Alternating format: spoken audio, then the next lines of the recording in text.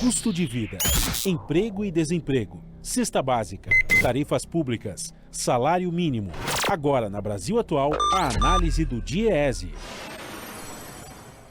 E nós vamos conversar agora com a supervisora de pesquisas do DIEESE, Patrícia Costa. Bom dia, Patrícia. Bom dia, Glauco, tudo bem? Tudo certo.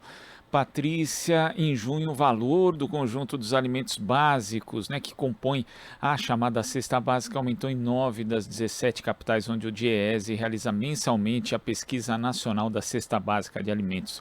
E quando a gente faz a comparação do valor da cesta entre junho de 2022 e junho de 2021, todas as capitais tiveram alta de preço, com variações que oscilaram entre 13,34% em Vitória e 26,54% no Recife.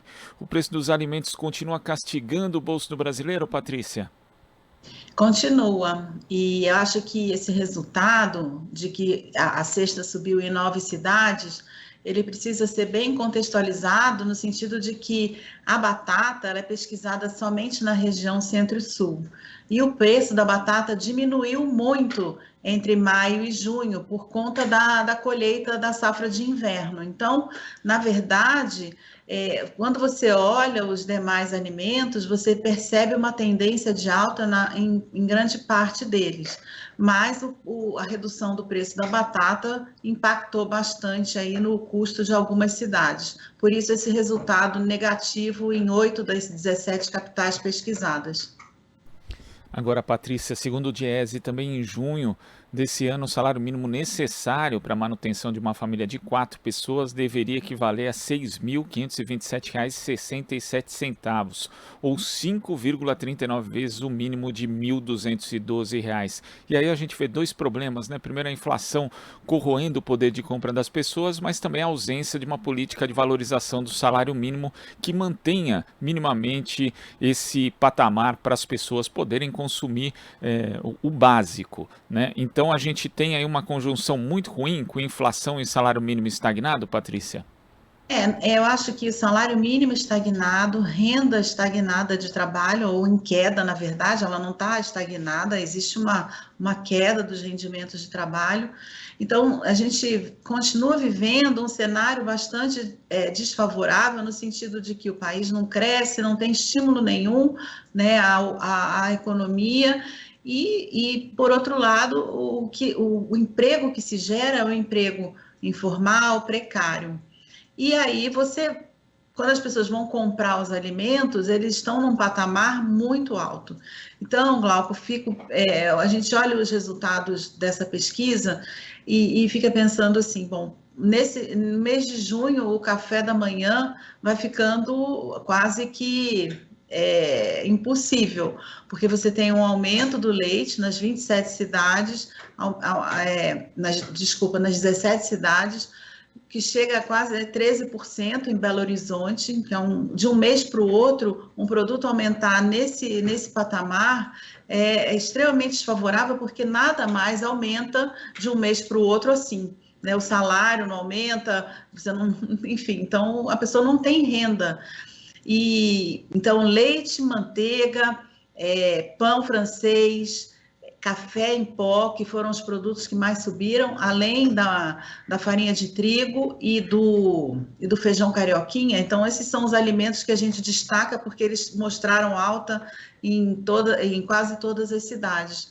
Mas, por outro lado, a gente começa a ver também uma queda, por exemplo, no óleo de soja. Ele mostrou redução em 11 cidades, e eu acho que essa redução, ela expressa que o consumidor não consegue mais pagar o óleo de soja no patamar que ele está.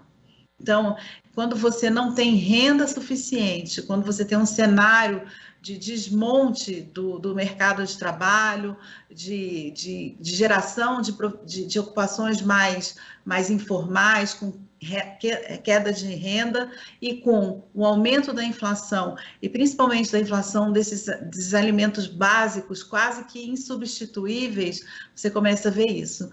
Queda no preço do óleo de soja, porque o patamar de preço que ele chegou vai ficando impossível. E o mesmo ocorre com o leite, A gente começa a ter um litro de leite custando 8, 9, chega a determinado mercado 11, 10 reais. Então, vai ficando impossível para as famílias, principalmente para as famílias de baixa renda, ter acesso a esse alimento que é tão importante e quase que também não tem substituto. Se fala hoje no açucarado, mas isso não tem nutriente nenhum.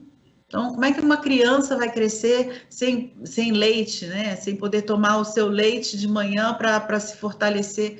Realmente, a gente fica olhando para essa situação e pensando, por que é que acontece isso no Brasil, que tem tanto alimento, que produz tanta comida, produz tanto alimento, exporta isso para fora, e aqui dentro as pessoas precisam passar essa fome e essa necessidade? E é uma pergunta muito importante quando você faz essa questão da relação com o café da manhã que as pessoas tomam, Patrícia, até para que todo mundo tenha aqui a noção de como aumentou leite e manteiga em 17 capitais, tanto em junho como também nesse período de 12 meses. No caso do leite, o aumento acumulado chegou a 48,89% em Belo Horizonte. E o preço do quilo do pão francês, ele subiu em 15 das 17 capitais no mês passado, sendo que em todas nos últimos 12 meses houve elevação, chegando a 30,32% em Salvador. E aí a gente tem uma questão que é conjuntural, né? Não só desses, mas como de outros alimentos, questão de safra, mas também tem a estrutura, né? E a estrutura produtiva brasileira no campo, Patrícia, ela acaba favorecendo, na verdade, com que o país fique mais exposto, por exemplo, a choques de safra, não só aqui, mas também as oscilações do mercado internacional, e no fim das contas isso vai dar em prejuízo para o consumidor comum? Então, a gente olha para a questão do leite e fala, tudo bem, agora é um período de entre-safra. Tudo bem também, porque estamos com um segundo ano com aquele fenômeno Laninha, que vem causando uma estiagem muito grande na pastagem, o que causa problemas para os produtores. Mas não é só isso. Você tem uma taxa de câmbio num patamar que inviabiliza os custos. Então, a gente exporta muito milho, exporta muito farelo de soja, e aí o alimento do gado fica mais caro. Você também precisa importar remédio, e ele entra aqui mais caro. Especificamente em relação ao pão francês, né, a gente precisa da farinha, precisa do trigo, na verdade, a gente precisa trazer esse trigo de fora. O preço internacional do trigo está em queda, e mesmo assim, aqui dentro, o preço sobe. Por quê? Porque o trigo importado entra mais caro por conta da taxa de câmbio, e fora isso, você tem demanda para esse trigo aqui, e a gente não produz suficiente, então a oferta de trigo brasileira é baixa. Então, veja, são questões, quando você começa a olhar a causa da alta desses alimentos, você percebe que é possível agir, é possível fazer políticas que diminuam esse impacto no bolso das pessoas, porque são alimentos básicos, são bens básicos, como gás de botijão. Então, existe forma de fazer, mas não há, nesse momento, intencionalidade de se mexer.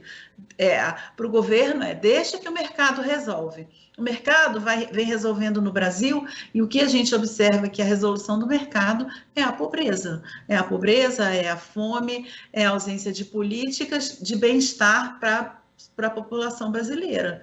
Então, assim, questões básicas, investimento em agricultura familiar, subsídio para que produza mais leite via agricultura familiar. Não tem.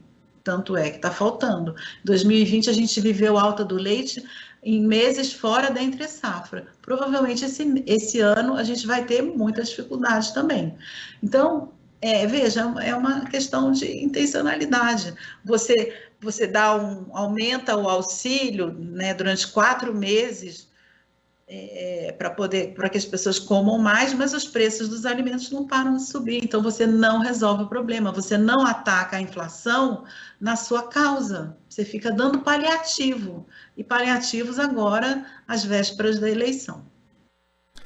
Patrícia, queria agradecer a sua participação hoje aqui no Jornal Brasil Atual. Muito obrigado, até a próxima. Obrigada, bom dia. Bom dia. Conversamos aqui com a supervisora de pesquisas do Diese, Patrícia Costa. Você está ouvindo Jornal Brasil Atual. As notícias que os outros não dão.